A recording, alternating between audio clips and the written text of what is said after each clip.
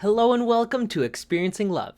I'm your host, Philip Jocks, and I'm so glad that you're here. Since learning more about autism, what it is, and how it's played a role in my life, I've been able to become much more aware and much more understanding about me, my behavior, and my day to day life. By the end of today, I felt completely and utterly exhausted. I felt a level of exhaustion that, for starters, I didn't want to feel. I didn't want to get to that level of exhaustion. And it also wasn't something caused by physical exertion or even heavy mental strain in terms of, say, problem solving or any heavy logical thinking. No, what exhausted me today was just being in a semi chaotic environment and rolling with the waves. You see, I had family come over. Today was my mom's birthday. We had family come over to celebrate this really important day. It wasn't many people, that's the thing. There's maybe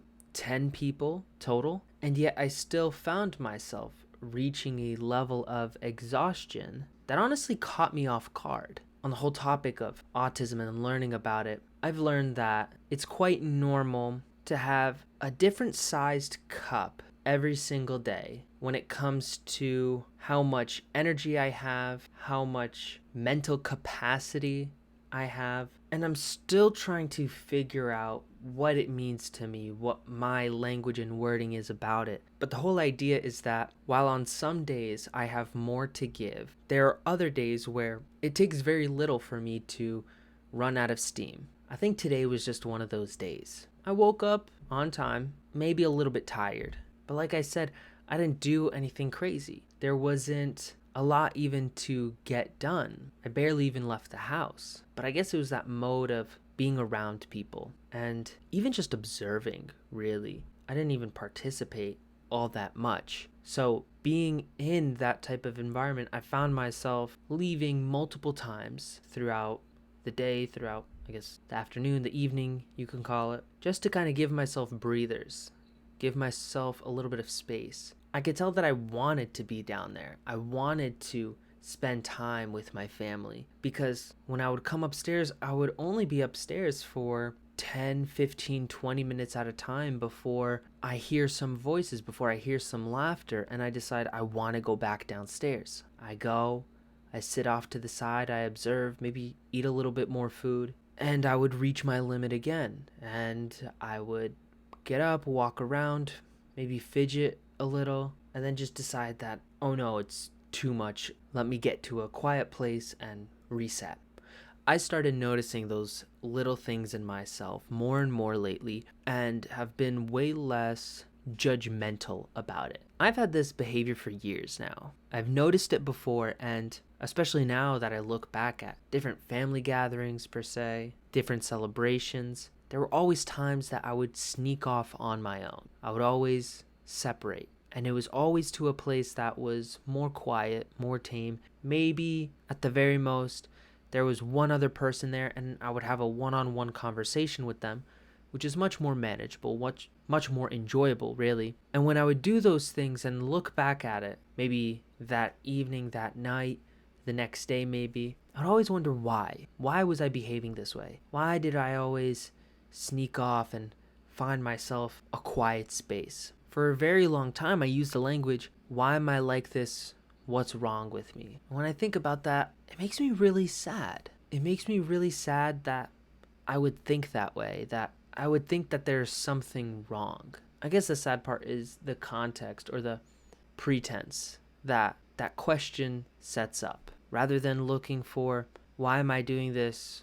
Why am I different? Why am I doing this? How am I different? I use the word wrong, meaning the right way to do something, the right thing to do would be whatever it was that I was escaping. I give myself so much grace now. I think the past me, the previous me, looking at me now would be glad, would be grateful, would be really appreciative of what I'm doing for myself. I think when we look at ourselves now and we truly wonder what do we want for ourselves in the future, we have ideas of materialistically the things we want. But at the end of the day, we just want to feel a certain way. We may want that house, that car, that family, but in reality, it's a feeling that we think we'll get having those things. Maybe it's love, connection, certainty. So years ago, I didn't know exactly what I wanted, but I knew how I wanted to feel. By giving myself this level of understanding and appreciation, I'm giving myself exactly what I wanted all those years ago. Because I used to look for that understanding and acceptance in other people, from other people. I would seek it endlessly, and when I wouldn't get it,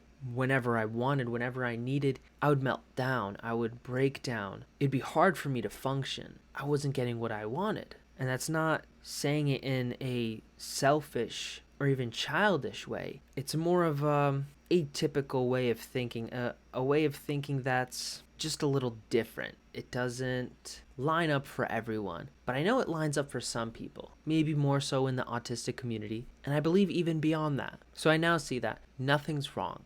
Yes, there are things to improve, but that's because good can always become better, and better can always become best. It doesn't have to be bad in order to be something that can be changed for the better. I'm really glad that I see myself. I'm really glad that I could walk away, give myself a breather, and come back and actually feel energized because I know what that breather was about. I know that I was getting more than just, say, fresh air. I was getting a reset. I was filling up my emotional and social battery just a little bit. My batteries, well, they change sizes every day. Sometimes it feels like I'm running on a car battery, and other times I'm running on AAA. I know the more that I talk about this, and the more I connect this to myself, to my past, and for myself, and for the other people in my life, well, I truly believe that everything is just going to become even more seamless. I'll learn the tools, I'll learn the methods that work best for me, because now I have an even stronger framework than I did before. I now have an even clearer idea of who I want to help.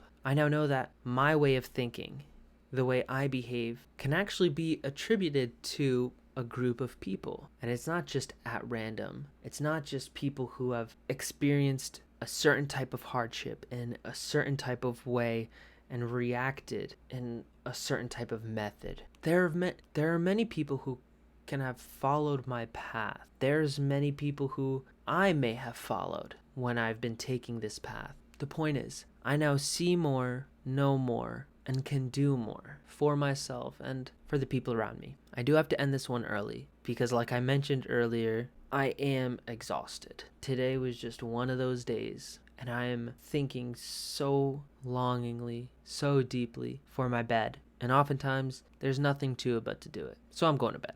Thank you so much for being here. Thank you so much for listening. I do wonder if any of this resonated at all with you. Do you know someone who behaves this way, or have you had moments like this where you just need to disconnect, take a breather, go to a quiet space to recharge for just a moment before getting right back out there? If so, show yourself or that person a little bit of love. Experience that understanding and that acceptance you can have, and know that tomorrow is another day, a better day, because we know a little bit more now than we did before. I hope you have a wonderful rest of your night, rest of your day. Remember to always fill up with the love, and I look forward to seeing you in the next one. I love you.